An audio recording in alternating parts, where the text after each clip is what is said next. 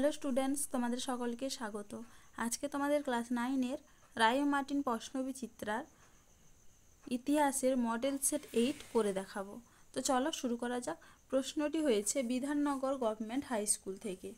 বিভাগ ক, সঠিক উত্তরটি নির্বাচন করো। ফ্রান্সের অর্থনীতির সঙ্গে যুক্ত শব্দটি হলো অপশন ডি টাইথ। পরের প্রশ্ন কি আছে? কন্ট্রাক্ট অফ পেইসি হলো অপশন সি স্বেচ্ছাকর। পরের প্রশ্ন কি আছে? আমি রাষ্ট্র উক্তিটি করেছিলেন অপশন ডি চতুর্দশ লুই। পরের প্রশ্ন কি আছে? জেকোবিন দলের আরেক নাম ছিল অপশন এ মাউন্টেন। পরের প্রশ্ন কি আছে? এ প্রিভিলেজড নিউসেন্স কথাটি যার সঙ্গে যুক্ত অপশন সি গির্জা। পরের প্রশ্ন কি আছে? তুলো বন্দর অবস্থিত অপশন সি ফ্রান্সে। চলো এবার পরের প্রশ্ন দেখে নিই। ক্যাম্পো ফর্মিও এর সন্ধি স্বাক্ষর করে নেপোলিয়নের সঙ্গে অপশন সি অস্ট্রিয়ার সম্রাট।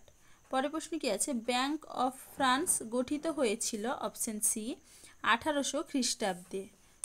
পরের প্রশ্ন কি আছে? কোর্ট নেপোলিয়ন হলো অপশন সি ফরাসি সমাজের বাইবেল। পরের প্রশ্ন কি আছে? ক্যাম্পো ফর্মিও এর সন্ধি স্বাক্ষরিত হয়েছিল অপশন সি 1797 খ্রিস্টাব্দে। চলো এবারে বিভাগ খ দেখে নিই। বাম স্তম্ভের সঙ্গে ডান স্তম্ভ মেলাও। কনকর্ডাট এটা হবে কি সপ্তম pious. The wealth of Nations এটা হবে কি Adam Smith. Legion of honour এটা হবে কি সর্বোচ্চ রাষ্ট্রীয় সম্মান। চলো এবারে বিভাগ গ দেখে নিই। ইন্টেন্ডেন্ট কারা? এটা তোমাদের রায় মার্টিন সহায়িকায় 53 নম্বর পেজে 12 নম্বর প্রশ্নের উত্তর দেখবে, সেখান থেকে তোমরা পেয়ে যাবে, সেখান থেকে দেখে নিবে। পরের প্রশ্নে কি আছে? এলু কারা ছিলেন? দেখে নাও তোমরা উত্তরটা। দীর্ঘ পরিবর্তনের মধ্য দিয়ে বৈদিক সংস্কৃত পশ্চিম ভারতের প্রাকৃত রূপ লাভ করে।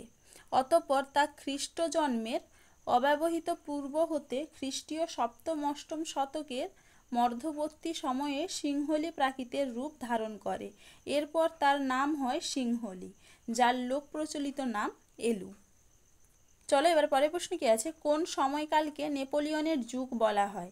এটা তোমাদের রায় মার্টিন সহায়িকায় 96 পেজে 5 নম্বর প্রশ্নের উত্তর দেখবে, সেখান থেকে তোমরা পেয়ে যাবে। পরের প্রশ্ন কি আছে? জুরি প্রথা কি? দেখে না উত্তরটা।